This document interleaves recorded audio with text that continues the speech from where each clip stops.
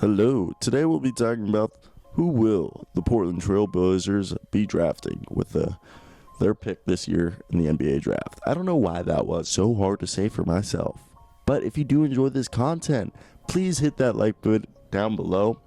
I don't know why I butchered that one too, but if you do, let's get the 10 likes.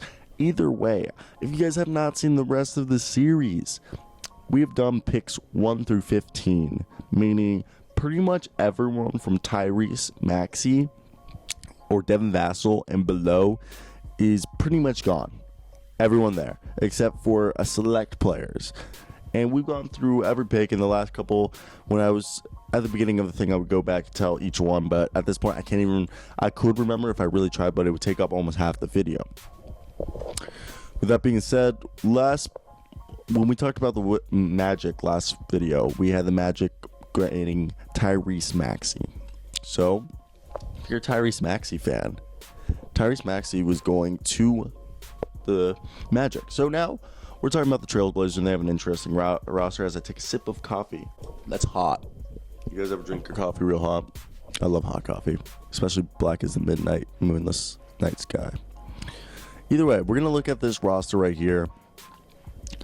And you're looking at it, and they very much like playing this transition wing guard basketball, besides having their big man.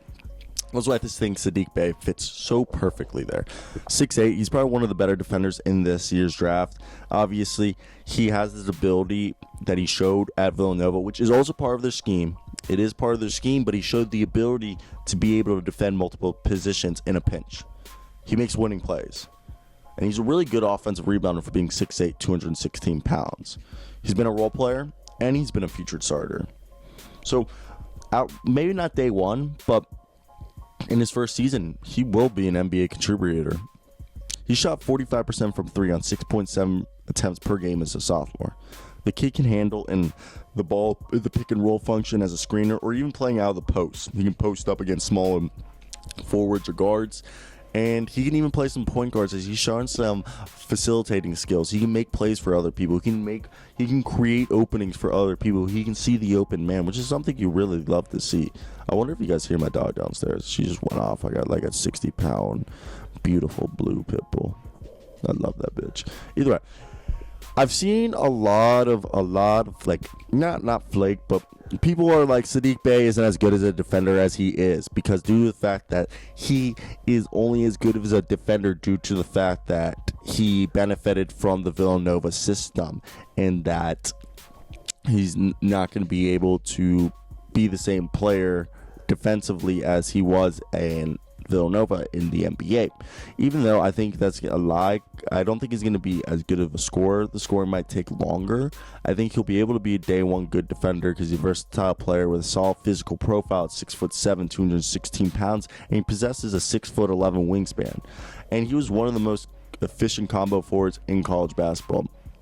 And he was a late bloomer who improved every season at Villanova. Now, what we can talk about is he's not a great athlete. You can see that on tape. He doesn't have the quickest feet. He isn't laterally quick. And given his dimensions, like, you think he would be more athletically gifted. He doesn't always finish above the rim in traffic, like in the sense that, you know, he should be slamming it down. Sometimes it seems like when he's going to the rim, he gets a little soft. And, you know, for a guy who has his size and length, he doesn't get the steal and block numbers you really hope for a player that of his caliber, of his type. Like, is he really that good of a defensive stopper? And I know that's a lot you'll see on NBA Reddit and a bunch of other people say, besides his jumper being an unorthodox and him only be a career 73% free throw shooter, which shows that, like, if they have the potential. Usually your free throw shooting indicates if you have the ability to turn into a really good shooter. Not always, but, you know, most of the time it's a really good indicator for somebody to use.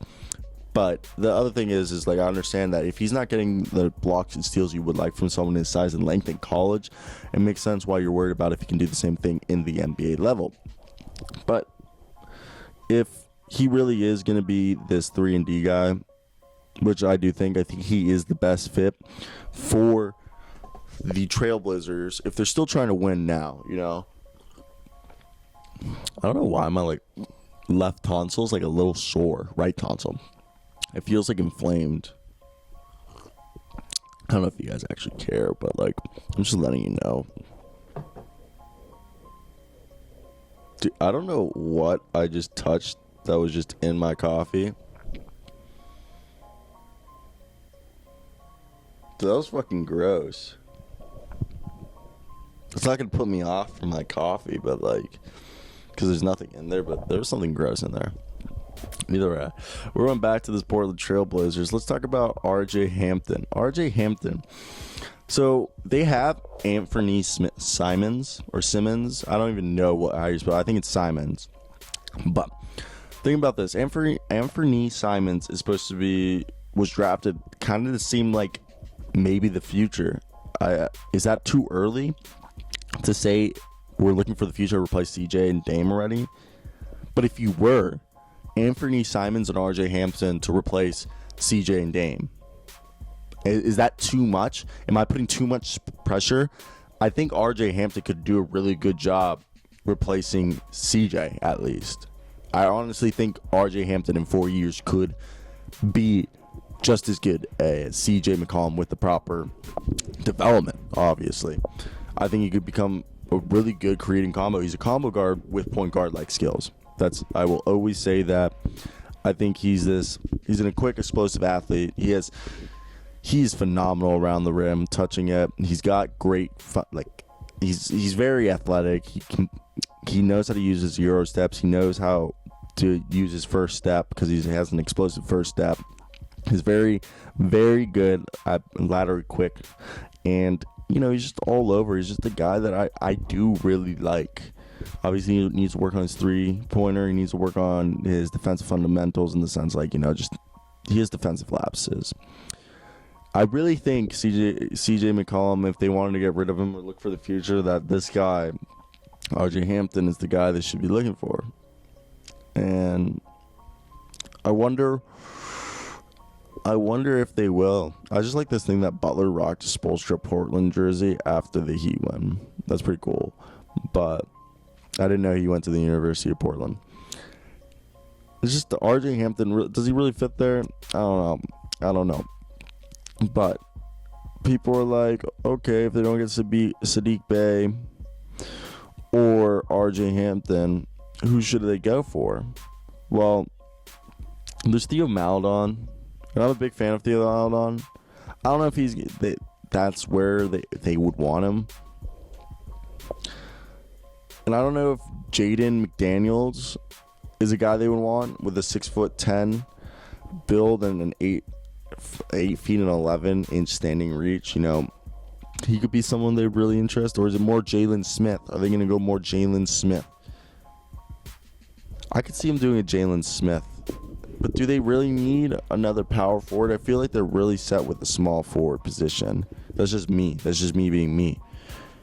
I don't know. Again, guys, let's go for 10 likes on this video.